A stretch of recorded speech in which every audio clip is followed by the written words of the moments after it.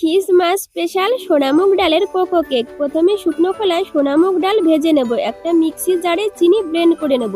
মিক্সির জারে ভেজে রাখা সোনামুগ ডাল দিয়ে ব্লেন্ড করে নেব। একটা পাত্রে দুটো ডিম ফাটিয়ে চিনি সাদা তেল দিয়ে ভালো করে ফেটিয়ে একটু ক্রিমি ক্রিমি ভাব যখন আসবে তখন একটা চালনিতে সোনামুগ ডালের গুঁড়ো, ময়দা 1 চামচ, বেকিং সোডা 1/2 চামচ, বেকিং পাউডার, কোকো পাউডার দিয়ে ভালো করে চেলে নেব। এবার অল্প অল্প দুধ দিয়ে ভ্যানিলা এসেন্স, চিনি দিয়ে ভালো করে একটা ব্যাটার তৈরি করে নেব। এবার কিছু ড্রাই ফ্রুট দিয়ে দেব, আরও একটু ভালো করে মিশিয়ে নেব। ব্যাটারটা ঠিক এইরকম হবে। একটা পাত্রে সাদা তেল লাগিয়ে একটা কাগজ বসিয়ে দিয়ে ব্যাটারটা আস্তে আস্তে ঢেলে দেবো। এবার একটু ঝাঁকিয়ে দেবো যাতে ভিতরে কোনো লাঞ্চ না থাকে। উপর দিয়ে একটু ড্রাই ফ্রুট ছড়িয়ে দেবো। কড়াইতে দিয়ে দেবো জল, স্ট্যান্ড, কেকের পাত্রটি বসিয়ে 45 মিনিট চাপা দিয়ে ঢেকে আস্তে আস্তে জাল দেবো। 45 মিনিট পর একটা কাঠি ঢুকিয়ে দেখবো ভিতরটা ঠিকঠাক মতো হলো নাকি। একদম পারফেক্টলি হয়ে গেছে। দেখুন কেকটা কতটা স্পঞ্জি হয়েছে। বাড়িতে একবার হলেও ট্রাই করবেন।